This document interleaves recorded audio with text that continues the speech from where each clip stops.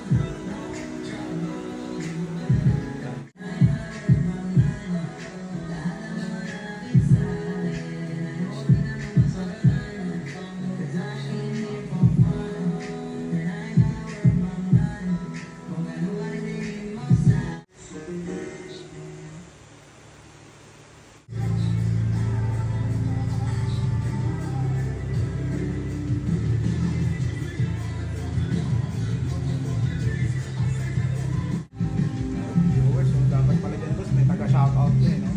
TikTok ata yan eh. TikTok. Facebook wala eh, hindi ba na si pare. May yaya mo. Kaya boss, alay mo, daka sa mikat. Eh, kung kasama niya no? Artist o, lahat. Likod o. No light shots. Nakikita natin. Picture nga muna natin para makita mo yung next page sa last time. Ang gilid. Parang nababa. Kaso sayang pag shading lang, may maganda design.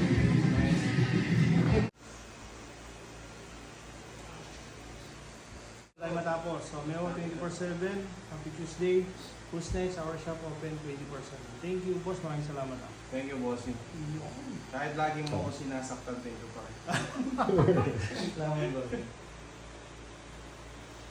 So, tapos na tayo kay Boss Warren Fly. Boss, kumusta naman? Yan, masakit nga pero yun, worth it naman yung yung naging resulta ng sa neck and then sa batok din. Sobrang the best yung result. So, Meo TV pa rin talaga. Meo TV pa rin. Salamat, Boss Warren. Salamat po sa tiwala. Napakabait ni Bossing.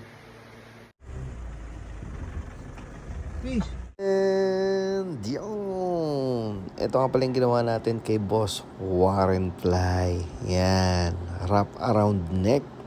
Fully healed na po yan. Bali yung slot machine lang yung bago. Pero touch up lang.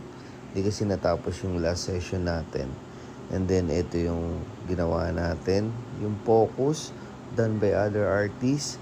Kaya inedit natin sa iPad kung paano natin siya mako-concept na babagay mag-wrap kahit na may previous tattoo siya.